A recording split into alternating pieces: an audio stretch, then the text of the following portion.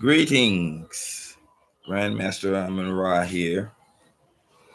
Early in the morning, uh, coming to you from Mombasa, Kenya, where we are investigating and delving into the real. What's really going on in modern Africa and analyzing it and not being afraid to say the truth. Now, today, I just wanted to come on and give a story about what happened the other day. These things normally happen to me. Mr. B, Mr. Private Ben, how are you? What color shirt you have on? These normally things that happen in Africa. People always say, you always say good things about Kenya. Don't ever talk about the bad things that go on in Kenya. There's really not a lot of bad things that go on in my life because I have learned how to deal with these situations. And thank you. My glasses. Do I have them? Oh, don't tell me they're far. Yeah, they are far. Oh, there they go. So, I really don't have that many bad stories, but I have a good story here. What happened to me yesterday? I think I should start expressing these things that go on because people can. A lot of times, you can look at someone you don't really know me, you don't know about me, and it's through stories that you can, kind of better understand a person. Okay, now I'm supposed to let more people get into the chat before I start talking, I was told. Hey, what's up? Okay, how are you, my 2 cents plus? I'm doing really well this morning. I'm in Mombasa, Kenya. Been here for 15 years. I was in Nairobi for about 5 or 6 years. Before that, lived there. So I've been around. I lived in Johannesburg, South Africa for some 5 months back in the day. It's been a long time now. But I'm here anyway. Here in Mombasa is really where I want to settle for myself. I show when you come to Africa, you can travel around to the different areas and see. That's one thing beautiful about being Black American. When you come into Africa, you can pick any place. If you don't like that place, you could go to another place. You can call it home. But you should have certain criteria. Know what you're really looking for, and then you have to realize that sometimes these areas they do have. There's no area that really doesn't have some issue, and that's one of the things I want to talk about today. No, this is my house. This is my house. See, so yeah, this is my house. Over here is outside. Is a big yard.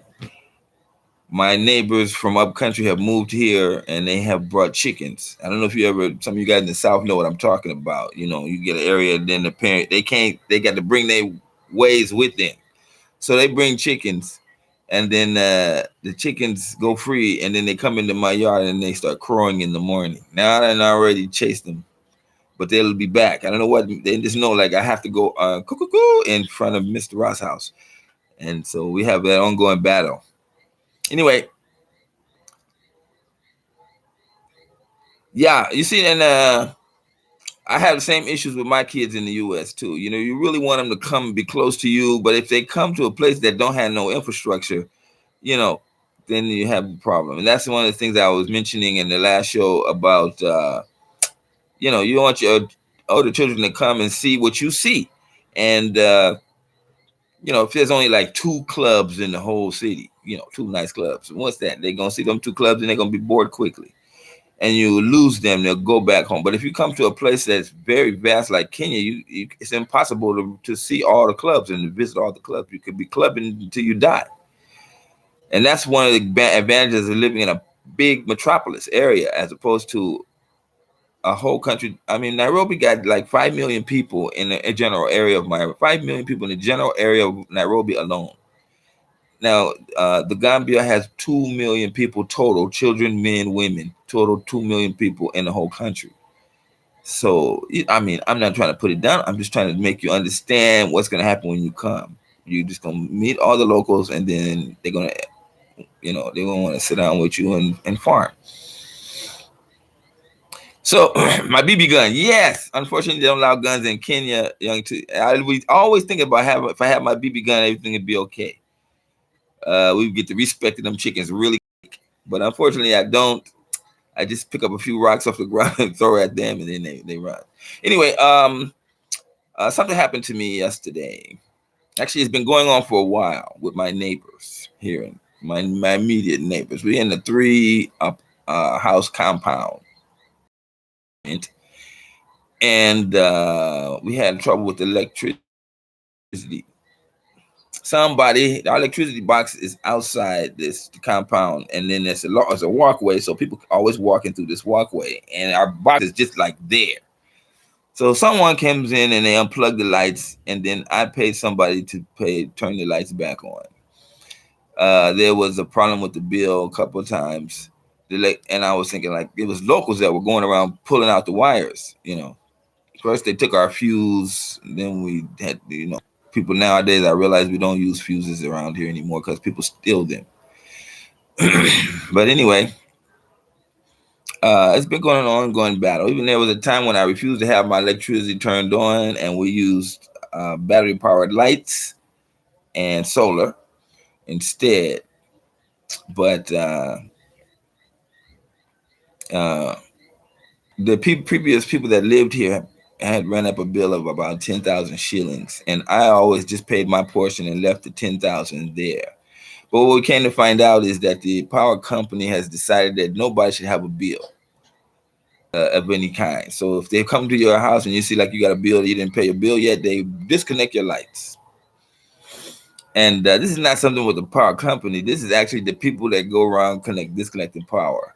You see, there's a new thing out now where you can get a little box on your wall and prepay your electricity. So when your bill gets low, it'll ring, and then you M-Pesa and pay like that. So these agents don't have a job like that. So they're running around, the last remnants of them, looking for money somehow, in a way where they can threaten to undo your lights, and then like that. So yesterday they came and they disconnected the lights.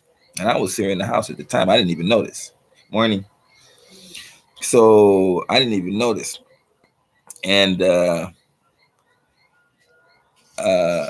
when I came to realize that, I had been paying people to do that, but then I decided, and I'm an electrician because I'm an electrician also. I went out and did it myself, And when I went out to the box, the box is right next to the neighbor's house. So when they heard me open the box, the neighbor, she came out, and we yeah,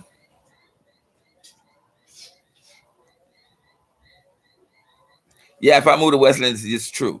And I was in Nairobi like that. But you see, the beautifulness of Mombasa, tropical mornings, waking up to beautiful sunrises and sunsets, wind, beach.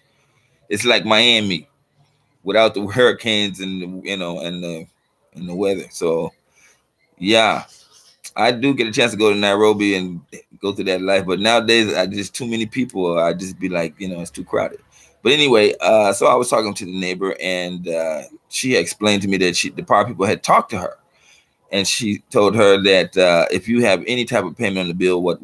And now there's a house that's vacant next to between the two of our houses, and it has a bill of 15,000 shillings. So they're deciding that they're gonna cut off all our lights because this empty house that has a bill for 15,000, which has had that bill for many months. You see. So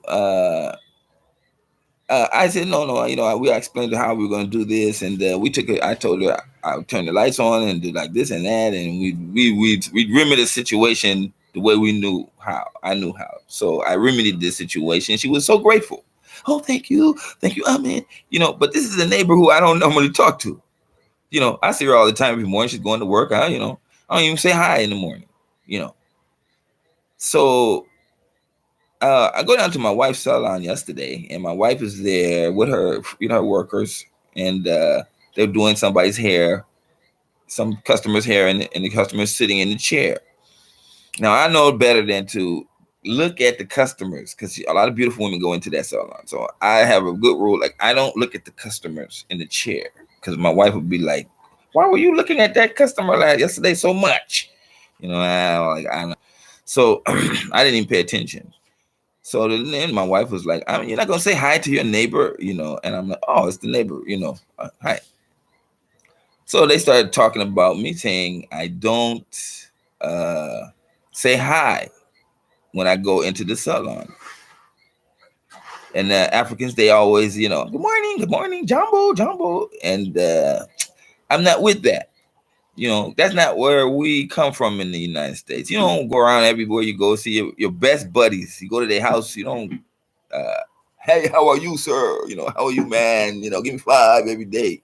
If you see them every day. And I see these people every day.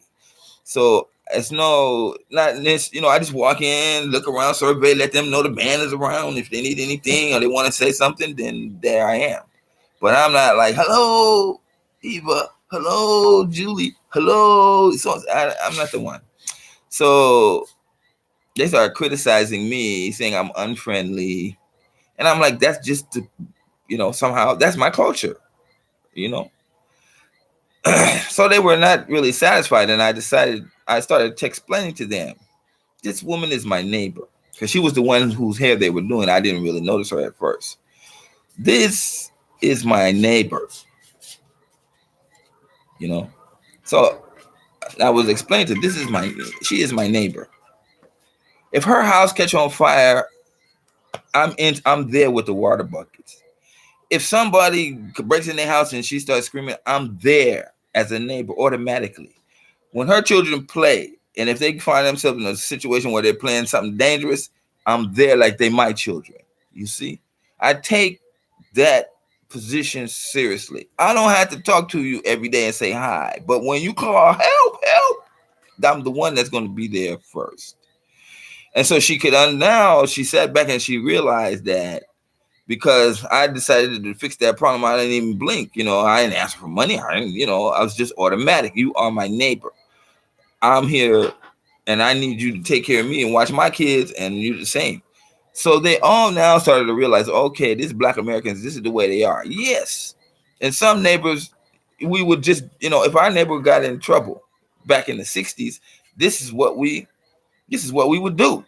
You know, this is just an automatic cultural thing in Black people. But we ain't friendly to be like, hey, hi, how are you every morning? Like that movie where the guy wakes up and it's the same movie repeated every day.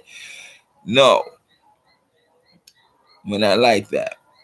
And so my neighbor now got a good understanding. We've been neighbors for many years, and we really rarely talk or say anything to each other, except when it comes to issues of the house, but that of the area. So, you know, now they get to know a little bit more about Black people's culture, and this is some of the things that we look at. Now I've tried to be like, hey, but you know that don't last long. How am I gonna go out to shop, go somewhere, come back a few hours later, and be like, hey Julie, how are you? How are you? Back? You know, I know that can't. They ain't right. But let somebody come in there, and I'm walking towards my wife's business, and she's like, I'm in help. This man won't leave. Oh, I pray for that. You know, my skills. Oh. And there was a time when my wife had a problem. I think I mentioned it. And with some guy, he refused to leave. And shit, I'm in. She didn't have to say my name what once. I'm in. And I threw that guy right out the shop. So, Antonio Perti, how are you, man? It's always great to see you. We're going to be here for a long time. So that was one of the stories that had happened to me. Another story, because there was two stories. This is a short story. So I'm in the house, and I get a call from Mike from the IT Ministry of Education, IT guy who comes and services our tablets and computers at the school where I'm working. So you know, I had one time tried to get him involved in the CCA program. We were good to have him because you know he's the one who goes around all the schools and services tablets. He knows the schools and they can talk. And he was like, yeah, I can be a partner. But at the end of the day, the guy was dubious, and he didn't work out. So I get a call from him the day before yesterday, I think yesterday, and he telling me I'm coming to take all the tablets and the laptops and the projector and everything from the school. We're going to be using it at a conference for head teachers, which is being held not far from here. So I thought that was strange. I'm like, out of all the schools you're gonna come to Panga Primary, where we use it, where we the ones who really use the tablets regularly. I was like, okay, no. So he said, oh, the head teacher had told him that it was okay he come use these materials. So he came. I mean, he didn't come. So the ICT teacher, I had called him, and because he had the key for the lock. Mine had been broken. My key had been broken. So he came, and the lock was, it wasn't even locked. The lock where the caps were even locked. But anyway, we both waited for the guy to come. So he didn't come, and then my IC teacher called him, and Mike started telling him that he was coming for all of these things. And I was like, that don't sound right, even me. So he looked at me, and he was like, I mean, there's something else up here. And I was like, yeah. Because all the programs for the CCGA program are installed on these installed on one of these tablets, which we have like 98 tablets, and I think 60 of them are working because we use them so much. 20 of them are broken. We're still waiting for replacements. So anyway, I called the head teacher because he had told me he got the head. Nothing works in the school unless the head teacher is aware. So Mike told me he had talked to the head teacher and he had agreed. So I had assumed that was the case. But now I was like, no, let me make sure. I called the head teacher, and the head teacher's like, I mean, nobody has called me about anything. Do not let anybody take those things out of the lab. I was like, damn, that guy was actually going to come here and remove things from the lab without permission. And I still don't understand. We still don't know what's happening. So I had to text the guy and tell him the head teacher refused before he even came to the school. I wanted to wait for him and let him come and then tell him to his face. But I decided, no, the professional thing to do is to send him a message. And sure enough, I sent him the message, and he didn't reply. And to this point, we have not, we don't know what's going on with that issue. But you see, for people that don't know, my CCGA program is worth millions, I think. And we just got permission from the director of education in the area to expand it through all the different schools. Now, Mike is a Ministry of Education worker, but they service the tablets, but they have nothing to do with the software on the tablets. And the software doesn't work. The government software doesn't work. It's obsolete. And so why would schools even use the tablets? But here I have a program that actually works. And we are about to expand it to different schools. And if it works like it has done with all the schools we have put it before, which I know it will, people will now start to realize that there's a program that really makes these tablets very, very valuable. And some people don't want that, Now, we don't get into the money part of it, which is very substantial, but until that's not going to happen until another year from now, as I can see. Right now, we just need to get some pilot schools on board, and then see how we can service multiple schools. Get to figure that out, get past that challenge, then I might be able to fly most of you guys here to come stay at my mansion, but I'm not going to buy a mansion. So that is the case. So these are kind of things that are going on here with me and Kenya. They're the everyday life issues, as you know. You're not going to come here and not have things to keep you to talk about. That's for sure. Because people are busy, and there's a lot of activity around you, and you can't make money without other people, and so you have to constantly meet people, and they let you down, and some of them really surprise you. I have been very much surprised by so many people who are ready for the challenge and go the extra mile. So that's it. The Dark Secret, Jumbo, Grandmaster, Peace, and Black Power. Right on, brother.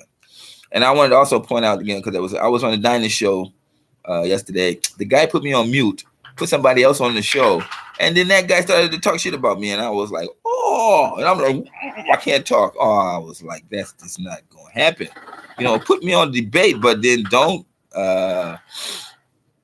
put me on debate, but don't tell me I can't talk. I was like, why the guy is there talking about how many your kids, you don't know how your kids might be. And what in the world? I don't know exactly what I have no clue. You looking at me, I'm wondering what the hell she's doing. Come here. Here is my little young one. My youngest born. Yeah, she just woke up. Isn't this? Look at this one. Okay. Forever with her device. Anyway, she sleeps with it. So, yeah, Marcus Loveless. Dynas he's impersonal with me. I don't know. See, he has his personal friends, and those salespeople, they kind of get like that. They get impersonal, and they don't realize that, their public, loves them and cares for them, and they mistreat you. I mean, I don't say like I don't have any problem with Dynas. I mean, and it's just like that. He asked me to be on his show sometimes, and I asked to be on his show. And but it was just this last time where he got the new thing where you can mute you. And to be fair, I had a lot of background noise where I was, so I can understand why he muted me. But I'm like, I can't tell him to unmute me because he can't hear me say unmute me. So I'm sitting there, and this young gig talking about me, and I'm like, that's like, no. So then the line went off. It was not my fault. I don't know what happened if the guy decided to disconnect the line. I was at a cyber, so trying to see if the line. And by the way, we were at the cyber, and the guy did the speed test on the internet. It was like 25 mpg, and the line still stalled on Dynas's show. So we don't know where that's coming from. I still was getting stalled, hesitations in the internet. It is not me completely for sure. That's not me. It's not my fault. It ain't nothing with my computer. That's just something that's just around. I don't know when we get on shows. I'm happy to see, like in the morning, it's okay. Like now, in the late evening, it's okay. But in the early evening, we can get that line. Lance Kelly, how are you? There she is. He is. I mean, Grandmaster, I will be in Nairobi in September. Booked my flight yesterday. How is that September? Do you know September is already passed? Are you sure? Are you talking? I will be there for. Don't talk about being here in September. That's a year away. Anything can happen. Tell me I'm coming on the next flight tomorrow. Somebody told me they was going to be here yesterday, day before yesterday. They in Nairobi. They may be coming to Mombasa. I'm waiting. You guys are going to be there. Marlene, thank you for the super chat, African super chat. Yes, sir. And Doreen Tate also gave me gracious. That was 2 days ago, by the way. And you guys, like I said, that's what we need on a regular basis. When you guys want to hit up on the channel, we don't have super chat here. So when you see this paper, this is just to remind you, let me go ahead and send this brother a few dollars. You send a few dollars, and it's like $100. Yeah. In Kenyan money. We're opposite. You see, it's morning time for me. It's evening time for most of you guys out there. You don't get someone that's coming to you directly from the continent that's going to be giving you the information that you need to know, whether they like it or not. You see, we're almost lonely in the chat because I started talking bad about the Gambia and Ghana again. They say I'm talking bad about it, but I think if you watch that story, I'm explaining clearly my point. The purpose of this show is to give us action in which we have a camp. I tried to put on the part 4 of that talk, but it didn't go upload. I'm having trouble uploading. But I tried to explain to people that you can come here and you have no expectations. You really want to get many of you come on this channel. You come here because you want to get information about how life is here. And that's what I'm explaining to them, but it doesn't win me friends. But that's okay. I'm a martial artist, so I'm ready for a fight. I don't if because you don't like the information that don't phase me from not giving it to you. Some people that shy away from telling you the truth, and then you come here and you find out that it's not what you thought, and then who you gonna tell? Because it happened to me. Who you gonna tell? You're gonna be feeling embarrassed, like it's your fault. You didn't do the right investigation, and it's true. But a lot of us, hell, we go through so much in America. We just like at the last minute, we just like, let me just take a chance, because you don't have all the tools that it take to, or the energy that it take to go figure it all out before you come. But clearly, you want to be in a country where you got as many opportunities as possible, and this is why I say Gambia with only 2 million people, 90% agribusiness. The country not even shaped like a country. It's just around the lake. Just go looking for yourself and and read up on Gambia. The Gambia. It's not Gambia. It's the Gambia. I was told. So only country that has the word "the" in the title of the country.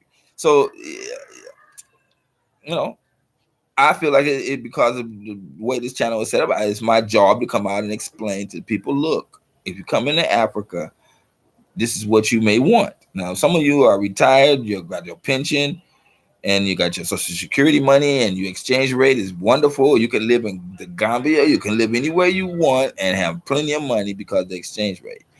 But what if something happens in the United States and they delay your money for whatever reason? The government closed down because they didn't want to do the budget and people don't get paid. What happens? You see, what you gonna do? You don't even have an option of going out and finding a job because there's no jobs there. Okay. I mean, there are jobs, but 90% of them in agri. You can't go like to the local. You can't get into the television market industry in the Gambia. There's only not 2 million people. How many radio stations and TV stations can they have? You can't get into that field. You can't get into the field of videos. It's not enough people to generate the money that's needed to really put you in a path of financial security. That is what I'm trying to say. Now, what if you're here and everything's good, and then your kid comes and says, "Dad, I lost my job in America. This is the problem. Can I come stay with you?" You're like automatically, "Yeah, come." But when they come, they're not going to want to sit down on the front porch and watch the sunset like you might want to do. They're going to want to be out and about, and uh, they're just going to weigh on you for money because they can't generate. There's no real income generating ideas except if they're going to go out and pick fruits and plant vegetables with their friends. And any kid coming from the Black American kid coming from the city, you're asking too much of them when you tell them that, and it's a waste of their life and education if they have any. If they were in someplace in Kenya, you can be in Mombasa with them. Like my son, he's in Nairobi now. He got access to all types of cybers and hotspot clinics, and where young people gather with their laptops and talk, and he can get involved in that. Okay, let me look at this. Marcus Lovelace, a prince is getting big headed. Oh, the prince is getting big headed. Oh, you guys are hating on Dynas. Oh, I don't know. His shows are redundant. He doesn't put a lot of effort, in my opinion, humble opinion. I don't see him like putting a lot of effort into new content. But then he's in transition, so you don't know. I'm sure he's trying to figure himself out still because he's still in transition. He was there defending himself about why he even in America. I don't understand it myself, but I'm saying he's in transition, and when he makes the final move, I'm sure he's gonna put a show out and explain everything to us. But for me, it is no brainer. No. Every day you wasting that nonsense is a day you're gonna wish you hadn't when you get here and realize, damn, this is wonderful. All you gotta do is get here and figure out how you're gonna eat and put shelter over yourself, and then the rest is easy.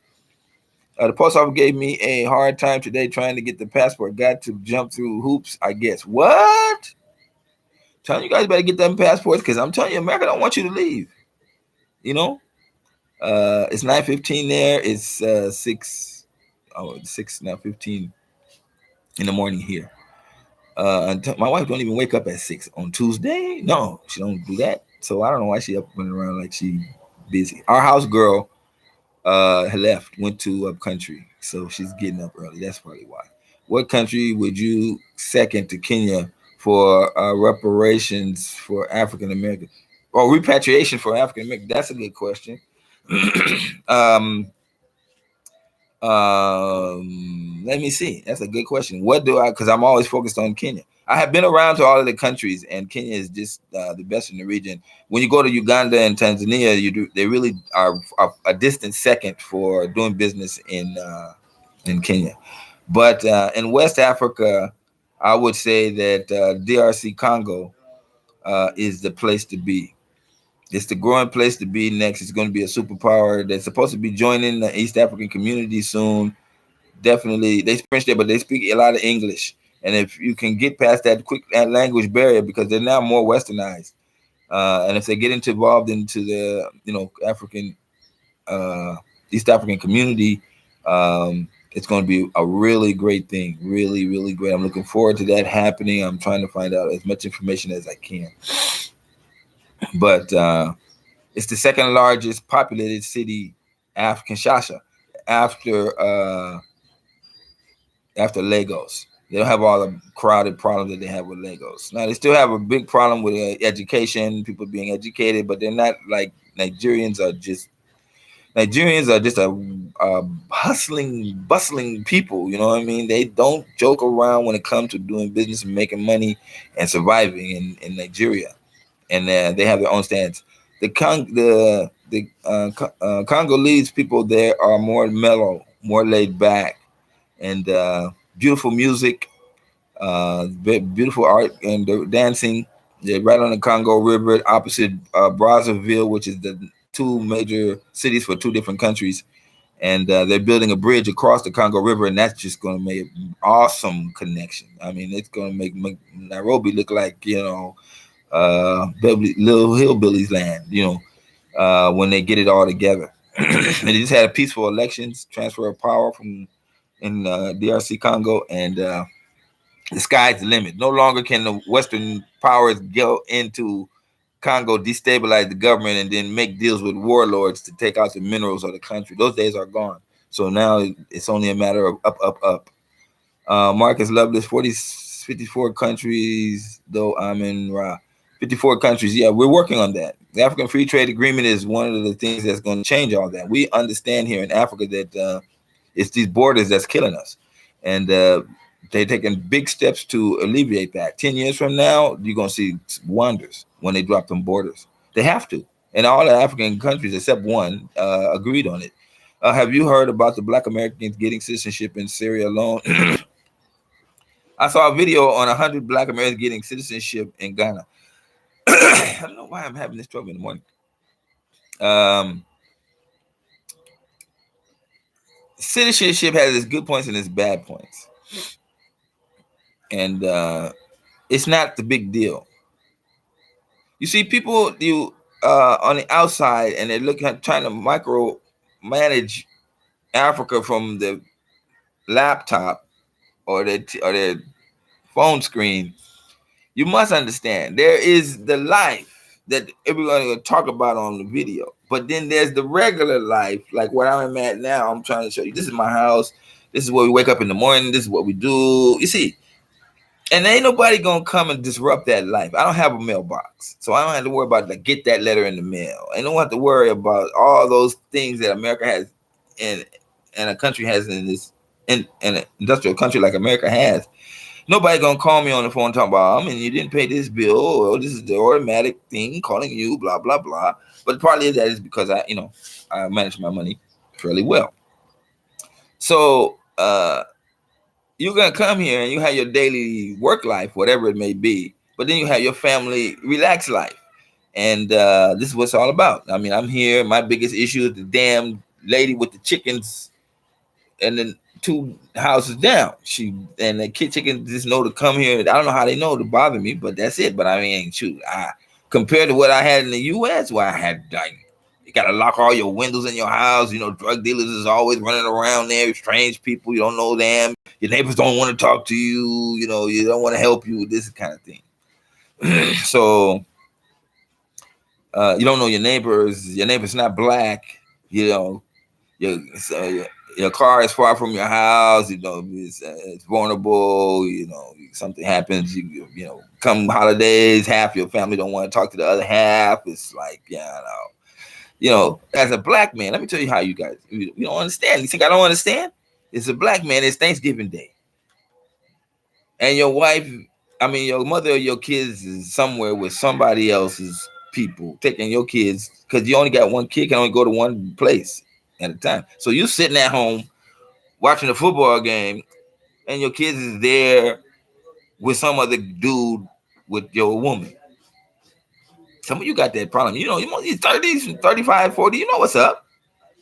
They didn't teach us relationships. So, we done messed up. It's so easy. And the world is like that. They gave you all these badass examples. And then there you are. You see, wondering what happened. And it's the life you live. It's the structure of the life that America gives us. No, DRC is not in conflict, Mr. Private. Long since been very calm and peaceful. Like I said, they had a very peaceful elections. America won't tell if the elections is good and the country is peaceful. They ain't gonna say that. And they know they got an eye on America now. Because America was the one who was disabling that country, taking out the things, taking out the goods, in my opinion. And Kabila has already talked about that. That's why he was hated by the West. And they got him out, but another guy got in, and it's like, like the old president don't talk to the new president. And you show him the evidence and like, look, the only way you're gonna have a stable African government is if you connect with other African governments and join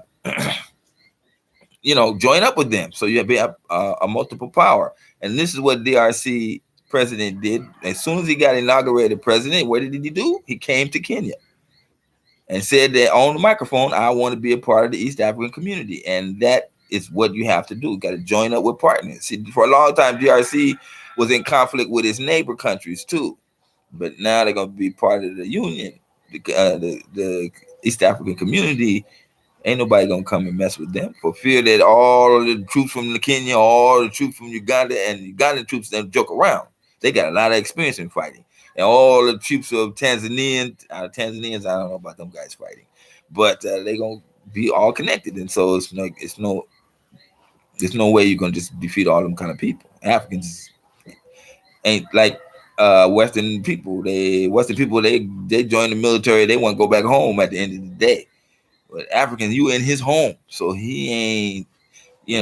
Somebody they come and invade into an African Western crowd come and invade to an African country, and the Africans go sit somewhere and gather, and then they start getting educated clearly on the history of the white man.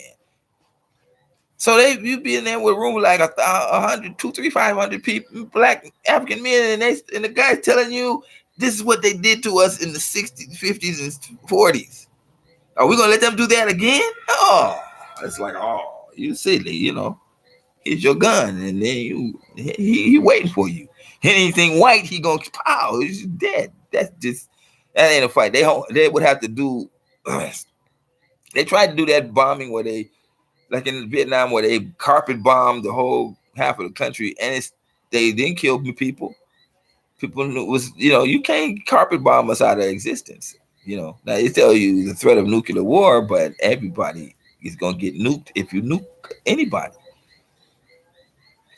And even that didn't stop Japan becoming another superpower at the end of the day. Economically powerful. So you can't even justify that in Africa because everybody would hate you. Japan had one powerful navy, powerful army. They was like, the Japanese imperialists, but Africans are not like that. You gonna bomb a nuclear bomb on an African country, then you're gonna reap the wrath of all kind of nations. How can it be done? That if we don't have nuclear power, how are you gonna use it on us? Peace, brother. Watching you from Virginia. Okay, hope it's not raining. That's great. I'm happy for that. Yeah, just investigate. A lot of us have old news about Africa.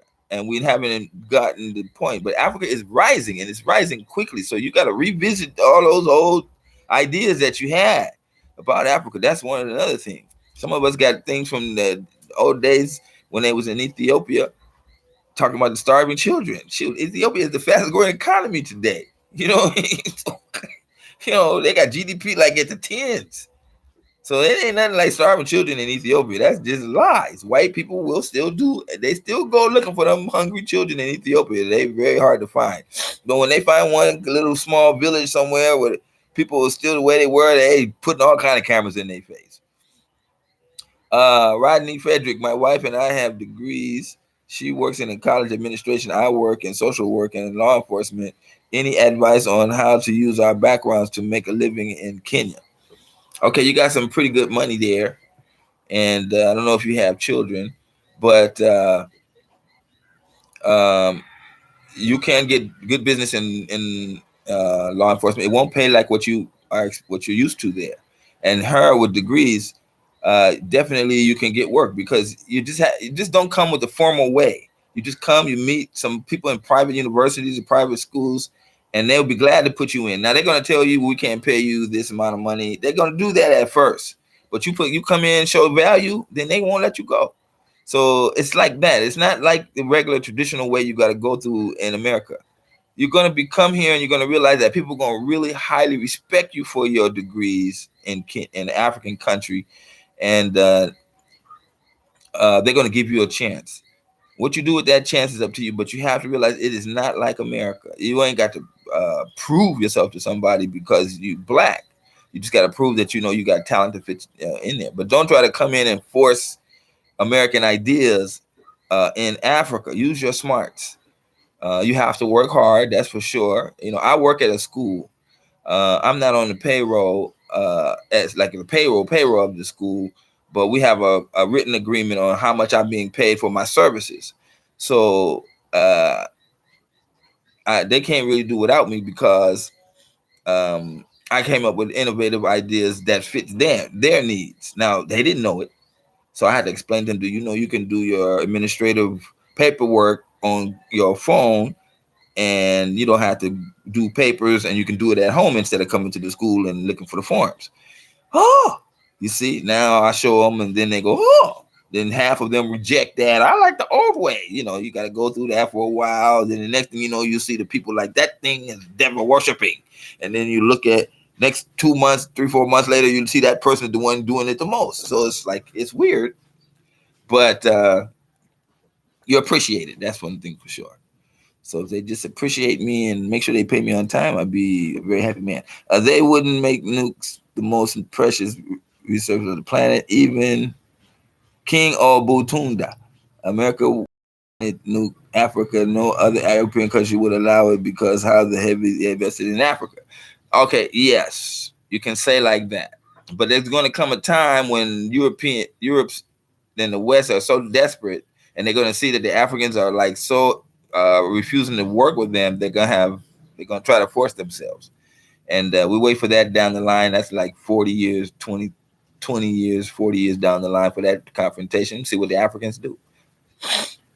But definitely that'll be the end of the Europe because if you talk to some people, migrants was going on boats and crossing over to Europe, you wait till you see the armies when they cross over, African armies. Is there any rainy season? Yeah, of course there's rainy season, but you see, it doesn't get cold when it rains.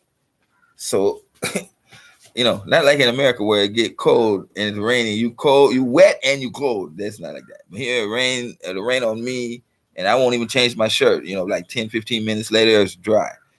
So it's not like that. There's so many people that walk around in the rain without even a mabuli. I mean, an umbrella.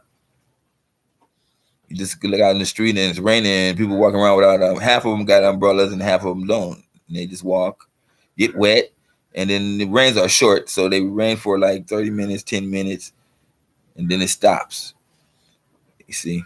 So I don't even bother worry about the rain. Although I'm a promoter of events, and rain is always an issue when you having you hope it don't rain on your event day. But I've been Always lucky. Uh, there was a time I had an event. It was sunny. Everybody came into the tournament. We had the tournament. In the middle of the tournament, it started raining, so the people couldn't leave. So we had a great tournament all the way through. People stayed the whole, and then at the end of the tournament, it stopped raining and people left. It was wild. It was wild, you know. So anyway, we had like a captured audience for a few minutes. This is Nairobi University back in 2002. As a black man in America, I realized that I have an identity crisis. When you're black, you've let white America raise you. The more likely look in the mirror every day, not knowing who you are. YB season, that's a good question. And I want to touch on that before I finish up today. You're either African, you're African, that's for sure. It's in you. That changed you. You say, what's this thing called Black America? That's not a people. A people have a country. What's this thing called Black American? That's not a people. A people got a language. So yeah, I've been on here in the show. And by the way, don't forget, guys. Don't forget. I'm giving you the self-information, but nobody's going to give it to you for free. I would love to give it to you for free, but I know that's just a joke. If you want me to come on a regular basis, do the support. Thank you for Brian Gully. Should thank for your super chat. We got that, and much appreciated. We need people to support on a regular basis. Just a small amount, that's all, so that we can be inspired to continue this show. That's just a normal thing, and I have explained that dozens of times. But anyway, you don't. It's not. People are arguing black culture. You know, you think you're a people inside of people, but you're not. So don't get it twisted. You're African. That's been told that you're some sort of Black American. And what is a Black American anyway? And when you come to Africa as a Black American, don't you know you will be assimilated into the culture? You will be dissolved into the culture. You're going to get around with African people. Beautiful African Kenyan women are here, and like they just going to absorb you. When you ugly, you fat, there's going to be one that's going to get you. And when they get you, they're going to give you children, and the children going to come out Kenyan. So what's going to happen when you get old and you're no longer useful like me? You're just going to be there like, damn, that's it, you know. But the one thing you have done is you have removed the economic, another statistical economic oppression from the United States. And that, as I told you, the greatest fear of the white man in America is that black people would leave in mass. They got that hammered down. We really can't get out of that in mass now. But you can come as individuals. But when you come as individuals and land, you're going to have your own little section, and you're going to have your own people around you, and you're going to die a black or American, which is, what is that? You're an African. That's what it is. You should have known that from the beginning. You should, if you looked at yourself as an African in America, and not get twisted all around when you're a Black American, you're a Negro, you're an African. You've just been brainwashed into believing that you an American. But you can look at all of the way they treat you, and you can see that is not the case. Nobody gets treated that badly for 400 years. Nobody gets beat. You see, we got it so psychologically bad that we don't even want to talk about it. You know, we just get in our back of our mind, our subconscious mind just said, close that door. Don't open don't open that one. You know, and it shouldn't be like that. I don't have that problem in America, and that's the case. No, you guys are speeding up. Let me go down. So anyway, think of yourself as an African.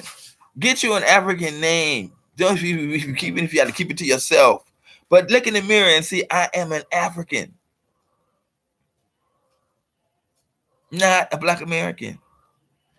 You know, and I got all the rights of an African. And when I come to the African country, citizenship, ID, all of these things that people used to have, I used to have those issues with. Besides all that, once I had, come here. So once you get one of these, you're an African. Everybody goes, how are you going to separate me from my kids? Are you joking? So don't get it twisted in your mind.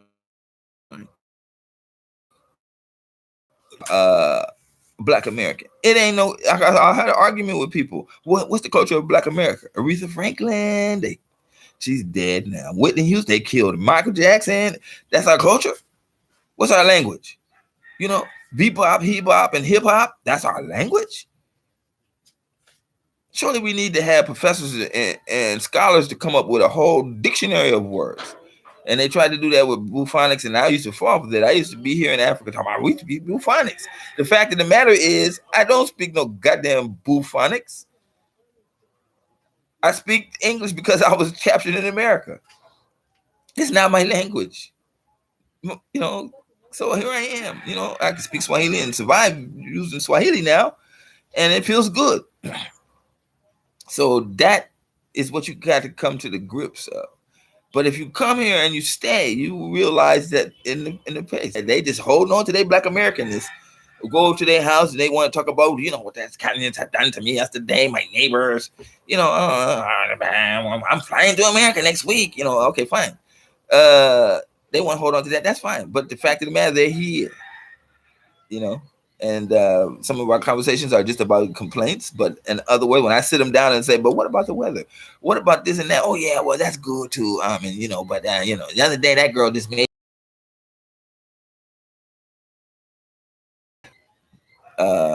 life, beautiful homes because they can afford that off their salary, and you should be coming. Rodney Frederick, yes, sir. We never come into another place trying to force my American ways in the land. Yes. Don Baba, facts, right? Okay. King Frederick. Okay, you're talking to Frederick. Good. Let me see what's next before I get off this line. Oh, yeah. Baba, I got a light one and I got a dark one. I got a beautiful light skinned daughter. I got a beautiful dark skinned daughter is really beautiful. She gonna be picked up quick in Kenya. Yeah, they are already doing that with the real ID. If you do not have a real ID in 2020, you cannot travel inside or outside the United States. They tried to make, yeah, if you're gonna do that real ID thing where you need to really get your passport quickly. You should not be waiting. They were for 10 years, and the next 10 years is gonna be the real serious thing. Yeah, Tina Turner saw that going on and left for years. Jumbo Air from St. Louis. That played on Living Color, I have such a crush on her. And I saw she was divorced from that white guy. So I just dreamed that she would come to Kenya.